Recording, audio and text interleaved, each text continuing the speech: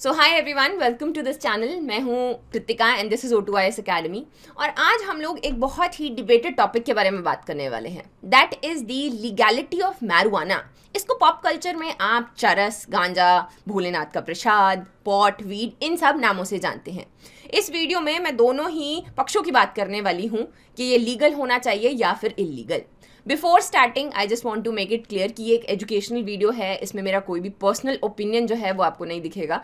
इसमें बहुत सारे NGOs हैं, रिसर्चर्स हैं जिनकी हम बात करेंगे, जो दोनों ही पक्षों में यहाँ पर तथ्य देते हैं। अब हम यहाँ पर देखते हैं कि हमारी सोसाइटी में बहुत तरीके के इस तरीके से हमें स्टैंड अप्स देखने को मिलते हैं, सॉन्ग्स देखने को मिलते हैं, जिससे हमें पता चलता है कि हमारी सोसाइटी में इसका यूज़ किया जाता है कि भोलेनाथ का प्रसाद है। इनफैक्ट एनेक्डोट्स में भी आप यूज़ कर देते हो कि क्या फूक के आया है। सो इस तरीके की चीज़ों से हमें पता चलता है कि इसको हमारी सोसाइटी में काफ़ी ज़्यादा नॉर्मलाइज किया गया है और ये फिर भी इंडिया में इलीगल है। अब इसकी लीगैलिटी के ऊपर बढ़ने से पहले एक माइंड ओपनिंग थॉट यहाँ पर हम लोग देना चाहेंगे कि हमारी सोसाइटी में ड्रग्स यूज़ क्यों किए जाते हैं। नो डाउट हम लीगैलिटी के ऊपर आगे बढ़ेंगे कि लीगल होना चाहिए या इलीगल, लेकिन उससे पहले कि जो ड्रग अब्यूज़ है वो क्यों हमें सोसाइटी में देखने को मिलता है। इसके बहुत सारे रीजंस हो सकते हैं, डिफ़िकल्ट चाइल्डहुड या अर्ली ट्रॉमा, सोशल स्टेटस, इस तरीके से बहुत सारी चीज़ें बाहर निकल कर आती हैं। क्या समाज जो है वो इतना सपोर्टिव नहीं है कि अर्ली एज में लोग डिप्रेशन में जाते हैं और फिर वो झुकते हैं ड्रग्स की तरफ, क्योंकि वो उनके लिए एस्केप की तरह काम करता है। एक्चुअल में वो अपनी प्रॉब्लम से यहाँ पर एस्केप करना चाहते हैं, लेकिन ड्रग्स जो है बाहर आकर क्या बन जाता है, खुद एक अलग से प्रॉब्लम बन जाता है। सो इस डायरेक्शन में सोचने की ज़रूरत है। लेकिन समाज में जो चेंजेस हैं वो बहुत धीरे धीरे आते हैं। इसी के लिए हमें लेने की ज़रूरत है एक डिफरेंट रूट, जिसमें हम लोग ये लीगैलिटी की बात करते हैं। तो आते हैं हम लोग कि ऑल ओवर द ग्लोब अगर देखा जाए, बहुत सारी ऐसी कंट्रीज़ हैं जहाँ पर मैरिजुआना को लीगल किया गया है सिर्फ मेडिकल यूज़ के लिए। बहुत जगह रिक्रिएशनली भी इसको यूज़ किया जाता है एंड एक मेजर पार्ट में ग्लोब के ये इलीगल है। स्पेसिफिकली ये शुरुआत होती है USA में, जहाँ पर वॉर ऑन ड्रग्स देखा गया एंड फाइनली बहुत सारे छोटे जो स्टेट्स हैं इन्होंने लीगैलिटी के ऊपर बात की। कई जगह है, कई जगह नहीं है, कई जगह भी सिर्फ जो है इसको फाइल किया गया है। तो सबसे पहले जो आर्ग्यूमेंट्स हैं वो देखेंगे हम लोग उस साइड से जो कहते हैं कि कैनबिस को नॉट लीगल ही रहना चाहिए, इसको इलीगल ही रहना चाहिए क्योंकि इसके बहुत सारे नुकसान हैं। सबसे पहला यहाँ पर आर्ग्यूमेंट दिया जाता है स्मोकिंग। सिंस मैरिजुआना को स्मोक किया जाता है तो जो हेल्थ के रिस्क हमें स्मोकिंग से देखने को मिलते हैं वो इसमें भी रहते हैं, जैसे कि आपका इनहेलिंग है, लंग इश्यूज हैं, then we talk about asthma, bronchitis हो गया, कैटरैक्ट है, ये सारे के सारे। तो ये है। दूसरा, यूजुअली कहा जाता है कि इसके मेडिसिनल यूजेस भी हैं, लेकिन there are studies which shows कि मैरिजुआना में दो इंपॉर्टेंट जो हैं हमें कंपोनेंट्स देखने को मिलते हैं। एक होता है THC और एक होता है CBD। तो जो साइकोसिस, तो बेसिकली नशे जो हैं साइकोसिस के लिए किए जाते हैं, वो THC से होता है, और जो CBD है ये मेडिसिनल वैल्यू रखता है। इनफैक्ट ये साइकोसिस या एंग्जाइटी को ट्रीट करने के लिए यूज़ किया जाता है। 2014 तक की ये स्टडी हुई और इसमें देखा गया कि जो ग्रोअर्स हैं, जो उगाते हैं इसको, उन्होंने THC के लेवल को इंक्रीज किया और CBD को कम किया। तो जो ये हम मेडिसिनल यूज़ की बातें कर रहे हैं ये ऑलरेडी यहाँ पर लिमिटेड हो चुका है। नेक्स्ट, इससे आपकी एडिक्शन भी बढ़ती है। तो एडिक्शन हैबिट किस तरीके से काम करती है, basically we will start with, for instance हम लोग स्मोकिंग लेते हैं। तो स्मोकिंग जो है वो यहाँ पर निकोटिन जाता है आपके ब्रेन में और वो ट्रिगर करता है डोपामीन को। ये एक न्यूरोट्रांसमीटर है जो कि सेटिस्फेक्शन, हैप्पीनेस, ये वाली फीलिंग देगा। लेकिन जैसे ही वो सिगरेट खत्म होगी फिर क्या होगा, जो डोपामीन है वो रिलीज होना बंद हो जाएगा। वहाँ से शुरुआत होगी and you will move towards the chain smoking. तो इसी तरीके से बहुत सारी रिसर्चेज हैं जो देखती हैं कि जो मैरिजुआना है उससे भी यहाँ पर एडिक्शन होता है। ऑब्वियसली एक ड्रग है तो it will compromise the decision making as well as drug instances जो हैं वो भी इंक्रीज होते हैं। अब जब एक इंडिविजुअल ड्रग्स कंज्यूम करता है तो वो सिर्फ अपनी लाइफ पे इफेक्ट नहीं छोड़ता, वो अपनी फैमिली और कम्युनिटी के ऊपर भी यहाँ पर इफेक्ट बनाता है। इंडिविजुअल अपने आप में जब भी ड्रग्स यूज़ कर रहा है तो उसमें वो अपने हेल्थ इश्यूज़ को ख़राब करता है, अपनी सैनिटी या जो एथिकल डायलेमास हैं उनमें वो साफ़ हो जाता है।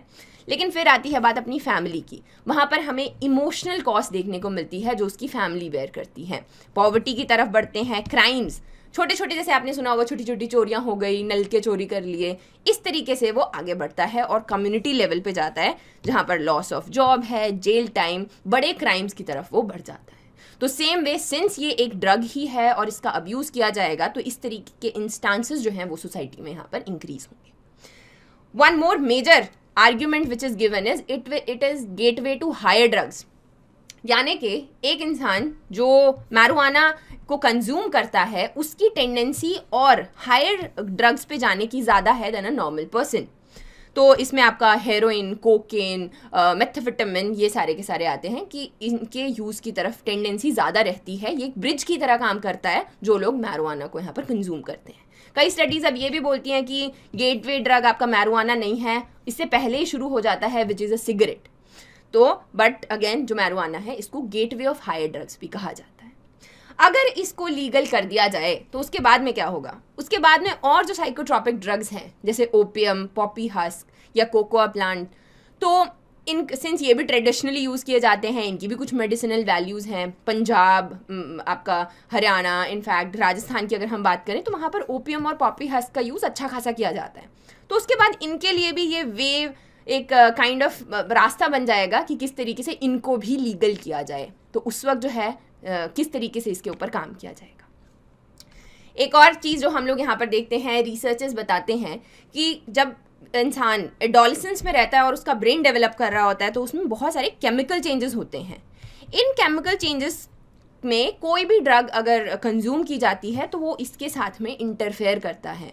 जो इंसान की मेमोरी, लर्निंग, थिंकिंग, ये प्रोसेस नेचुरली चल रही है, ये इसको हिंडर करता है और इसमें कुछ परमानेंट चेंजेस लेकर आता है, which are not like good changes, problems लेके आता है बेसिकली। तो मैरिजुआना जो है, since again it is a drug as well, तो ये भी यहाँ पर इंटरफेयर करेगा और कुछ परमानेंट प्रॉब्लम्स एक इंडिविजुअल की मेमोरी में लेकर आएगा। तो ये तो हो गई बातें उस पक्ष की जो कहता है कि इसको इलीगल होना चाहिए। अब आते हैं हम लीगैलिटी के ऊपर, किस तरीके से यहाँ पर बात की जाती है। तो हम सबसे पहले एग्जांपल देना चाहती हूँ मैं यूएस का। तो यूएस में बहुत ज़्यादा कंजम्पशन हो रहा था ड्रग्स का, तो वहाँ पर ये द वॉर ऑन ड्रग्स जो है वो कैंपेन चलाया गया। बिलियंस ऑफ डॉलर्स जो है यहाँ पर इसके ऊपर लगाए गए। अब इसमें क्या रहता है, दो साइड होती हैं, एक होता है सप्लाई और एक होता है डिमांड। तो जब भी गवर्नमेंट काम करती है तो गवर्नमेंट करती है सप्लाई साइड पे काम, यानी कि वो प्रोडक्शन के ऊपर काम करेगी, प्रोडक्शन नहीं होने देगी, उसको बैन कर देगी। हम मैरिजुआना की बात करते हैं तो क्या किया जाता है, जो बड़े बड़े खेत होते हैं उनमें आग लगा दी जाती है कि प्लांट को ही डिस्ट्रॉय कर दिया जाए। तो इस तरीके से यहाँ पर जो मेजर बिलीव रहता है वो है no drugs and equals to no problems. पर एक्चुअल में ऐसा नहीं होता। सिंस आप डिमांड साइड को कर्ब नहीं कर रहे हो, सिर्फ सप्लाई साइड को कर्ब करते हो, फिर क्या होता है, जो भी चीज़ है, जैसे हम मैरिजुआना की बात करते हैं तो इसका प्राइस अप चला जाता है। प्राइस अप का मतलब है कि ये वाली जो मार्केट है ये प्राइस सेंसिटिव नहीं है। अगर एक सिगरेट जो है वो अभी 20 की है, बाद में वो 50 की हो जाएगी, तो भी इट विल बी कंज्यूम। ये कॉस्ट सेंसिटिव मार्केट नहीं है। जब प्राइस अप होगा तो अगेन ये जो इलीगल नेटवर्क्स हैं ये यहाँ पर काम करेंगे। उसके लिए डिमांड साइड के ऊपर काम करने की ज़रूरत है। ये देखते हैं हम लोग जी, हार्म रिडक्शन, स्विट्ज़रलैंड के एग्जाम्पल में। तो वहाँ पर हेरोइन का यूज़ बहुत ज़्यादा किया जा रहा था और किसी भी तरीके से वो कंट्रोल में नहीं आ रहा था। तब देखा गया कि ये कोई क्राइम नहीं है, इसको एक क्रॉनिक डिजीज़ की तरह यहाँ पर ट्रीट किया जाए कि ये एक डिजीज़ है। और किस तरीके से लोगों को शेल्टर दिया गया, क्योंकि जो अभी यूज़ कर रहे हैं वो तो यूज़ करेंगे, इनके यूजेज को कम करना है, तो उसके लिए सबसे पहले उनको रिहैबिलिटेट करना ज़रूरी है। रिहैबिलिटेशन में उनके बहुत सारे विड्रॉल सिम्टम्स होंगे, तो इसी के लिए उनको जो उनकी डोजेज है उसको धीरे धीरे कम किया गया, उनको प्योर डोज दी गई। और वक्त के साथ क्या देखा गया कि लोगों का जो यूजेज है वो कम हो गया एंड डिमांड साइड भी यहाँ पर जो है वो डिक्रीज करी। सो इस तरीके से यहाँ पर बैलेंस बनाया जा सकता है, also in the case of marijuana. यहाँ पर एक और चीज़ जो देखी जाती है, एक आर्ग्यूमेंट दिया जाता है कि जब अल्कोहल जैसी, शराब जैसी बुरी चीज़ जो है वो लीगल हो सकती है, तो ये तो नेचुरल चीज़ है। तो उसी तरीके से अगर इसको लीगल किया जाए तो इसको अल्कोहल की तरह रेगुलेट करने की ज़रूरत है। जैसे अल्कोहल में, बियर में आपके 8% अल्कोहल होता है, वाइन में 12 एंड ऐसे करके। तो you will never go to a bar and say कि मुझे तो 100% ही अल्कोहल चाहिए। उसी तरीके से मैरिजुआना को अभी रेगुलेट नहीं किया जाता, जिससे कि कंज्यूमर सेफ्टी नहीं है। इससे बहुत सारी चीज़ें हो सकती है, ये सिंथेटिकली बनाया जा सकता है, हार्ट प्रॉब्लम्स, ये वो 100 तरीके की चीज़ें यहाँ पर देखने को मिल सकती हैं। तो इसको जो है रेगुलेट करने की ज़रूरत है।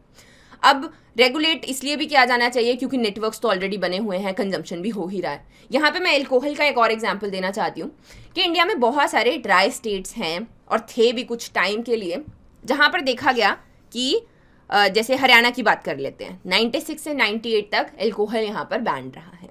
फिर क्या देखा गया कि नेटवर्क्स ऑलरेडी बने हुए हैं। अगर आप अभी भी गुजरात में जाते हो and you want a drink, तो वहाँ पर किसी ना किसी तरीके से आप उसको प्रोक्योर कर लोगे। सो इससे अच्छा क्या रहेगा कि इसको रेगुलेट किया जाए। जैसे कि आपकी ख़राब शराब की, ये नकली शराब है, वो पकड़ी जाती है। अभी नकली माल है ये कोई नहीं पकड़ सकता, तो उस वक्त जो है इसको गवर्नमेंट यहाँ पर सुपरवाइज करेगी और यहाँ पर इसको मैनेज किया जा सकता है। नेक्स्ट आता है मेडिसिनल बेनिफिट्स। मैरिजुआना के बहुत सारे, जैसे मैंने आपको बताया CBD इसमें होता है, तो CBD के बहुत सारे मेडिसिनल बेनिफिट्स होते हैं, स्पेसिफिकली जिनके न्यूरोलॉजिकल या मेंटल डिसऑर्डर होते हैं। एल्जाइमर्स है, पार्किंसन डिजीज़ है, पेन मैनेजमेंट, बहुत सारी ऐसी डिजीज़ हैं जिनमें कांस्टेंट पेन रहता है, तो ये उनमें रिलीफ सिम्टम्स यहाँ पर देता है, as well as it reduces inflammation. So usually जितनी बार भी आप सुनेंगे कि लीगैलिटी की बात की जाती है NGOs द्वारा, वो इसी वाले जो ग्रुप हैं इनको यहाँ पर टारगेट करते हैं। एक बहुत बड़ा एग्जाम्पल यहाँ पर आता है फिर आगे, इकोनॉमी के ग्रो द इकोनॉमी। सिंस ये लीगल नहीं है तो इसको टैक्स भी नहीं किया जा सकता, इसके ऊपर कोई भी रेवेन्यू जो है वो जनरेट नहीं किया जा सकता, लेकिन अगेन एक बड़ी मार्केट ऑलरेडी है यहाँ पर, ठीक है। तो इसी के लिए अगर ये लीगल हो जाए तो गवर्नमेंट यहाँ पर टैक्स रेवेन्यू ले सकती है। जो वहाँ के लोकल्स हैं, ये हिमाचल की नई बात है, ये है केरला, तमिलनाडु, यहाँ पर बहुत बड़ी बड़ी कम्युनिटीज़ हैं जो स्पेसिफिक अपना कारोबार इससे चलाती हैं। सो उनको बहुत ज़्यादा हेल्प हो जाएगा, उनको जॉब अपॉर्चुनिटीज़ मिलेगी और उनकी इनकम भी यहाँ पर जनरेट होगी। सेम वे जैसे अल्कोहल है, अभी अल्कोहल जहाँ जहाँ जनरेट किया जाता है उनको भी लोकल्स रहते हैं, उनकी भी जॉब अपॉर्चुनिटीज़ रहती हैं। वैसे ही सेम वे यहाँ पर भी स्विच किया जा सकता है और ये इकोनॉमी को यहाँ पर बूस्ट करेगा। So that is it for today. So next time जब भी आप आर्ग्यू करेंगे इसके ऊपर अपने फ्रेंड्स के साथ में कहीं पर भी बैठे हुए, तो आपके पास में दोनों तरीके के यहाँ पर आर्ग्यूमेंट्स रहेंगे। लेकिन उससे पहले भी इस बात पर सोचना बहुत ज़्यादा ज़रूरी है कि क्यों ये ड्रग्स का यूज़ जो है हमारी सोसाइटी में अभी किया जाता है। क्या हमारा समाज इतना सपोर्टिव नहीं है कि किसी भी तरीके के ट्रॉमा से एस्केप यहाँ पर एक इंडिविजुअल कर सके with the help of the society. So इस पे गौर कीजिए and I wish you all the very best.